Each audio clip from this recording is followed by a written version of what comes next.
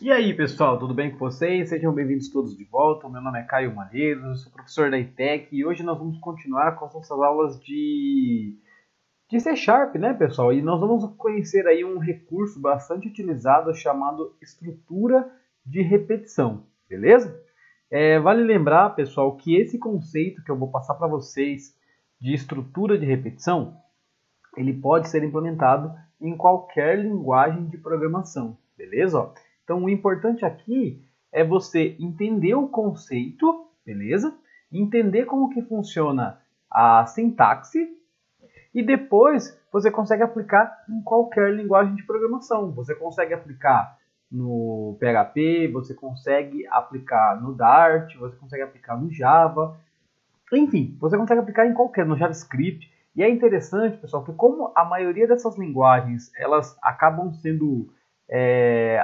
tendo sintaxe muito parecida, então a sintaxe vai ser praticamente aí igual em qualquer linguagem de programação, beleza? Exceto aí algumas linguagens como Pascal, Visual Basic, que mudam um pouquinho, mas o resto é tudo igual.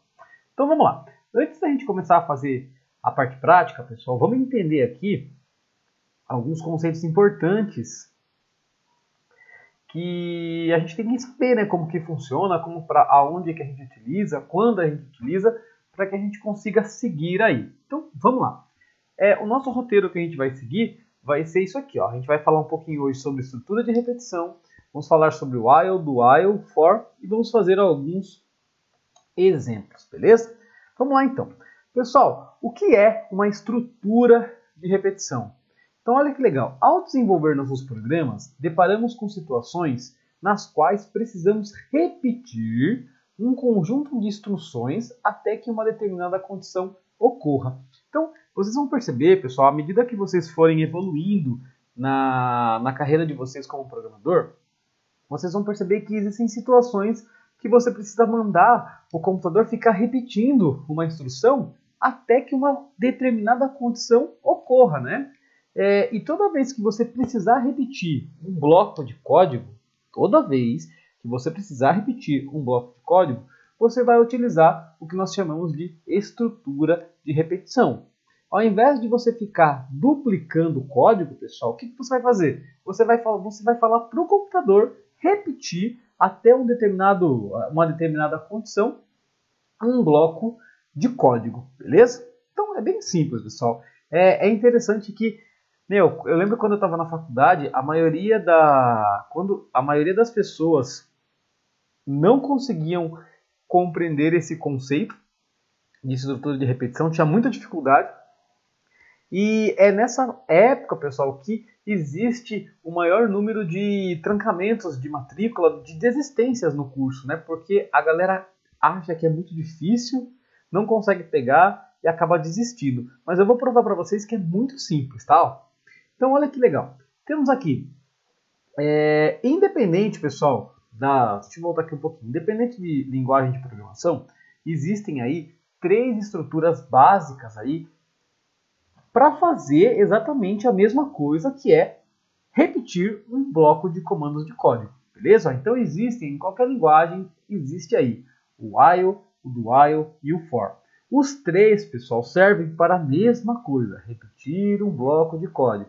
Daí você vai perguntar assim, mas, professor Caio, por que existem 3 coisas com nomes diferentes se fazem a mesma coisa?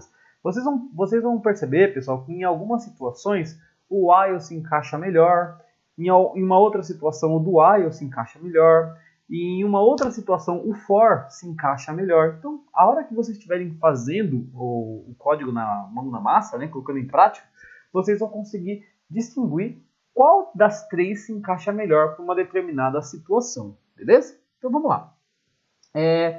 Para a gente conhecer, pessoal, vamos aqui entender a estrutura de cada uma delas. Então, primeiro aqui eu tenho o while, né, ou o famoso enquanto. Essa estrutura de looping, pessoal, melhor. Esta é uma estrutura de looping que as instruções enquanto a condição testada for atendida. Então, eita, esse slide aqui está meio ruim, né? Mas voltando aqui, o que acontece, pessoal? O while ele é uma estrutura de repetição onde você manda o computador executar um bloco de comando, certo? Enquanto uma condição está sendo atendida, né? Ó. Então, por exemplo, olha que exemplo legal aqui embaixo. Ó. Aqui, repara que eu declarei uma variável aqui chamada count, do tipo int, e coloquei que esse count ele começa no zero, beleza? Ó, ele recebe zero aqui no início.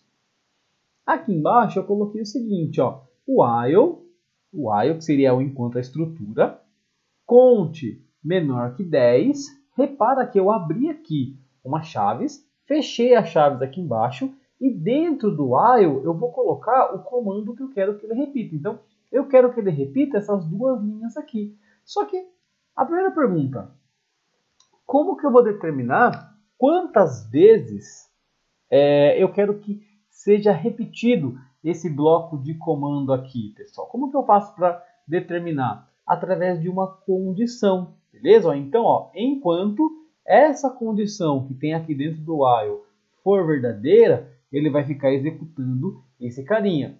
A partir do momento que essa condição aqui não for verdadeira mais, ele para de executar. Então, para você, pessoal, controlar quantas vezes você quer que o seu while execute um bloco de comandos, você vai utilizar um mecanismo aqui chamado de contador, né? O que é o contador? O contador é uma variável que você vai determinar geralmente do tipo int, que vai ficar responsável por verificar, pessoal, quantas vezes o programa já executou, beleza? Para que a gente consiga criar uma condição para que a gente consiga fazer ele parar quando a gente quiser, né? Então, por exemplo, ó, eu estou falando aqui que o count ele começa com 0, vale 0. Então, olha como que eu iria ler isso aqui, ó. Enquanto count for menor que 10, lembra que o count começa com 0. Então, imagina que ao invés de estar count aqui, está o número 0. Então, enquanto 0 for menor que 10, ele vai ficar executando isso daqui, beleza? Então, a primeira vez que ele vai executar, ele vai fazer o seguinte: 0 é menor que 10, verdadeiro ou falso? Verdadeiro, então executa. Depois, o que acontece, pessoal? Pensa comigo. Nós precisamos fazer um mecanismo para que chegue uma hora que o count seja 10 ou maior que 10, concorda? Então, olha que legal. Se o count for sempre 0, vocês concordam comigo que ele vai entrar no que nós chamamos de count infinito, de loop infinito? O que é o loop infinito? É aquele programa que nunca para de executar, né? Ele fica lá executando para sempre, até que você desliga o computador. Por que ele entra no loop infinito? Porque não existe nenhum mecanismo que controle esse tipo de situação. Ou seja, o count que começa com 0 vai ser sempre menor que 10, porque 0 é sempre menor que 10. Nisso ele entra no loop infinito. Então, para que isso não aconteça, a gente deve colocar esse count mais, pessoal. O que esse count mais ele faz? Ele soma 1 numa variável, no caso a variável count, toda vez que ele executar. Então, repara, vamos fazer a simulação aqui. Vamos imaginar a primeira vez que ele vai executar. Então, o count começa com 0. Enquanto 0 é menor que 10, verdadeiro ou falso? Verdadeiro. Então, ele mostra um message box na tela, que é aquela caixinha de diálogo, e soma 1 na variável count. Então, agora o count vale 1. 1 é menor que 10, verdadeiro ou falso? Verdadeiro. Ele vai lá, executa novamente e soma mais 1 no count, que agora vale 2. 2 é menor que 10, verdadeiro ou falso? Verdadeiro. Ele vai lá, executa novamente e soma mais 1, que agora vale 3. 3 é menor que 10, verdadeiro ou falso? Executa mais uma vez. E assim ele vai chegar, pessoal, até chegar no 9. Ó. Vamos imaginar que a gente já está no 9. 9 é menor que 10, verdadeiro ou falso? Verdadeiro. Então ele executa e soma 1. 10 é menor que 10? Não, 10 não é menor que 10. Então ele pula esse bloco de comando e não executa. Então repare, pessoal, que é muito fácil você controlar a forma que você quer, a forma que o computador vai executar o número de repetição do seu laço, né, da sua estrutura de repetição. A gente utiliza sempre esse mecanismo de contador. Tranquilo, pessoal? Bem simples, né? Próximo. O próximo, pessoal, é uma outra estrutura de repetição chamada do while. Então, olha que legal. Ele é bem parecido com a estrutura while, só que tem uma diferença.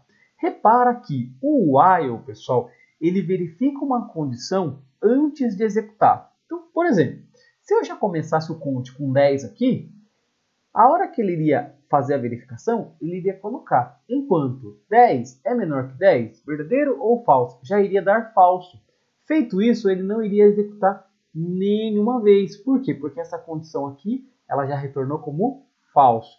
O do while já é o contrário. O do while, primeiro ele faz e depois verifica. Então, olha que interessante, ó. Count começa no 0. Então, ele vem aqui, ó, faça. Esse do a gente lê como se fosse faça. Então, mostra uma mensagem, soma 1. Então, agora, nesse momento aqui, o count vale 1. Daí ele vai fazer a verificação no final. Enquanto 1 for menor que 10, faça de novo. Daí o count vale 2. 2 é menor que 10, verdadeiro, faz de novo. Então, repara que a única diferença do while para o do while é que o while ele verifica antes de fazer e o do while ele faz, depois verifica. Beleza? Tem que tomar um certo cuidado com o do while, porque olha que interessante. Se eu colocasse aqui o count para começar com 10, pessoal, quantas vezes ele iria executar? Nós vimos que no while ele não iria executar nenhuma vez. Agora aqui ele vai executar pelo menos uma vez. Por quê? Porque ele vai fazer primeiro para depois verificar. Beleza? Então, bem facinho, bem tranquilo. E por último aqui, pessoal, nós temos o for. Né? O for ele é a estrutura de repetição, acredito que a mais utilizada no mundo da programação aí. Então, na maioria das vezes, pessoal, você vai usar um for. Na maioria das vezes. Por que a galera gosta tanto do for? Porque o for ele é mais simples e mais fácil de você determinar o que você quer que seja feito, né? Então, repara que aqui você precisa colocar o while, abrir chaves, colocar o comando, não pode esquecer de colocar esse carinha aqui no final. No while você coloca tudo numa linha só. Inclusive, no for, desculpa, né? Inclusive, se você quiser declarar o contador dentro do for, você pode também, ó. Então, olha que legal. Para contador igual a 0, declarei ele aqui, ponto e vírgula. Então, aqui eu determinei o início, daí eu coloco ponto e vírgula e coloco qual é a condição. Então, count menor que 10, então eu quero que ele repita o que tiver dentro do for até count for menor que 10, enquanto, né, no count for menor que 10. E conte mais que eu quero que ele vá somando, né? No caso de 1 em 1. Aí eu venho, abro chave e coloco o que eu quero que ele faça. Só nessa linha aqui, pessoal, ele já consegue saber quantas vezes ele vai executar e quando ele tem que parar. Beleza? Bem fácil, né? Bem tranquilo, você consegue aí entender os três conceitos. Beleza? Aonde que a gente vai usar muito, pessoal? Muito estruturas de repetição. Você vai utilizar bastante quando você estiver manipulando listas, né? Ou vetores e matrizes, ou os famosos arrays, né? Então, quando você estiver trabalhando com esse tipo de estrutura de dados, que você precisa percorrer uma lista, colocar valores dentro de uma lista, a gente vai utilizar muito esse carinha aqui, beleza? Então, vamos lá, vamos para os nossos exemplos práticos aí. Nesses exemplos práticos, pessoal, a gente vai fazer primeiro aqui, ó, 2 exemplos, tá? O primeiro exemplo, eu tenho aqui um formulário. Esse formulário vai ter uma área de texto, beleza? E quando a gente clicar nesses botões aqui, eu quero que ele faça uma lista de números de 0 a 20, beleza? Então eu quero que dentro desse campo de texto aqui, eu quero que ele imprima para mim aqui os números de 0 a 20, beleza? A gente vai fazer isso utilizando o while, utilizando o do while, utilizando o for. Depois disso, nós vamos mandar o nosso C# imprimir aqui nessa mesma lista, vai ser bem parecido, só que ao invés aqui, repare que aqui eu estou determinando o início e o fim. Neste outro exemplo aqui, nós não vamos determinar o início e fim, nós vamos, não vamos deixar fixo, né? usuários, vamos determinar quando que eu quero que ele comece e até onde que eu quero que ele pare. Beleza? Então vamos lá, pessoal. Deixa eu só dar uma olhada aqui quanto tempo está a nossa aula. A nossa aula já está em 15 minutos, pessoal. Eu vou encerrar essa aula aqui. Na próxima aula a gente volta fazendo os exemplos práticos, beleza? Veja se você entendeu esses conceitos. Qualquer dúvida você posta aí pra gente. Um forte abraço. Vejo vocês na próxima aula. Até mais.